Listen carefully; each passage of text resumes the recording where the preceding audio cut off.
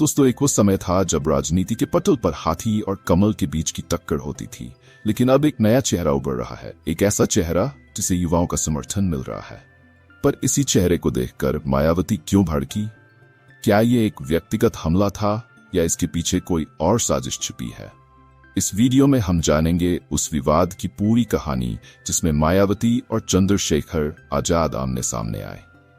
जय भीम दोस्तों, वीडियो शुरू करने से पहले आप सबसे एक रिक्वेस्ट है कि अगर आप बाबा साहब भीमराव अंबेडकर से प्यार करते हो तो चैनल सब्सक्राइब कर ले और वीडियो को लाइक करके अपने दोस्तों को शेयर कर दे।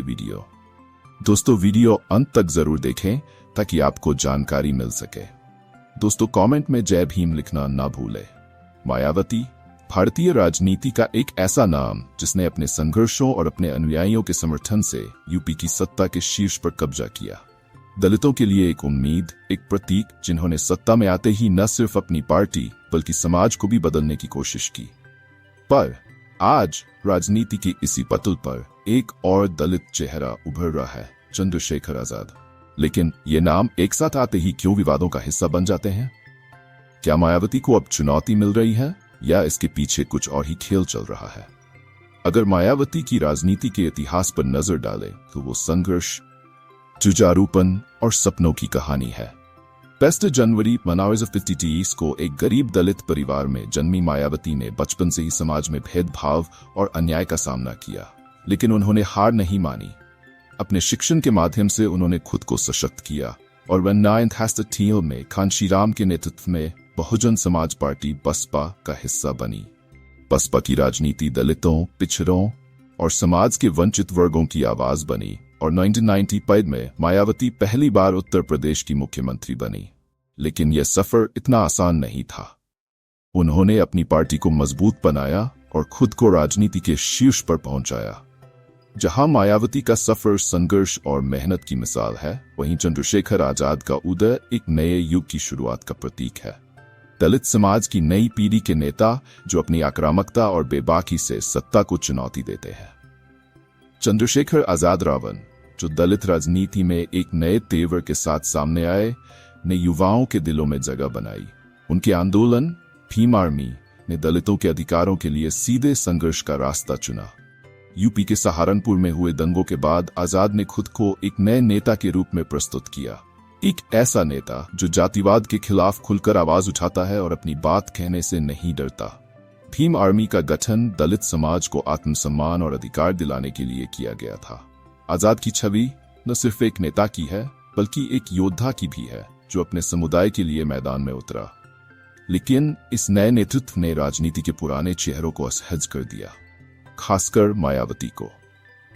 तो आखिर सवाल ये उठता है कि मायावती, जो खुद दलित राजनीति की एक बड़ी आवाज रही है, उन्होंने चंद्रशेखर पर इतनी तीखी प्रतिक्रिया क्यों दी? क्या चंद्रशेखर मायावती के नेतृत्व को चुनौती दे रहे हैं या इसके पीछे कुछ और वजहें हैं? दरअसल मायावती और चंद्रशेखर के बीच की तकरार सिर्फ राजनीतिक नहीं बल्कि वैचारिक भी है। मायावती के नेतृत्व में बसपा ने एक संयमित और व्यवस्थित राजनीति की राह अपनाई, जहां सत्ता पाने के लिए गठबंधन और समझौतों की भूमिका रही। मायावती ने अपनी राजनीति को एक रणनीतिक तरीके से चलाया जिससे वे बार बार सत्ता में आ सकी। वहीं चंद्रशेखर आजाद की राजनीति कहीं ज्यादा आक्रामक, विरोधी और व्यवस्था के खिलाफ खड़ी नजर आती है। चंद्रशेखर का कहना है कि मायावती ने दलित राजनीति को व्यवस्था का हिस्सा बना दिया है, जबकि वे इसे चुनौती देना चाहते हैं। मायावती का मानना है कि समाज में स्थायी बदलाव लाने के लिए सत्ता में रहना और सत्ता का हिस्सा बनना जरूरी है। वहीं चंद्रशेखर आजाद का मानना है कि व्यवस्था में हिस्सेदारी नहीं बल्कि उसे पूरी तरह बदलने की जरूरत है। ये दोनों विचारधाराएं दलित राजनीति में दो ध्रुवों को दर्शाती है। एक पक्ष संयम और रणनीति का है, जबकि दूसरा आक्रामकता और क्रांति का। मायावती के लिए सत्ता में बने रहना और सत्ता के माध्यम से समाज को बदलना प्राथमिकता है, जबकि चंद्रशेखर सीधे संघर्ष और विरोध की राह पर चलते हैं। ये विवाद उस समय और गहरा गया जब 2017 में सहारनपुर में जातीय हिंसा की घटनाएं सामने आईं। इस घटना के बाद चंद्रशेखर आजाद ने खुलकर विरोध प्रदर्शन किया और राज्य की पुलिस के निशाने पर आए।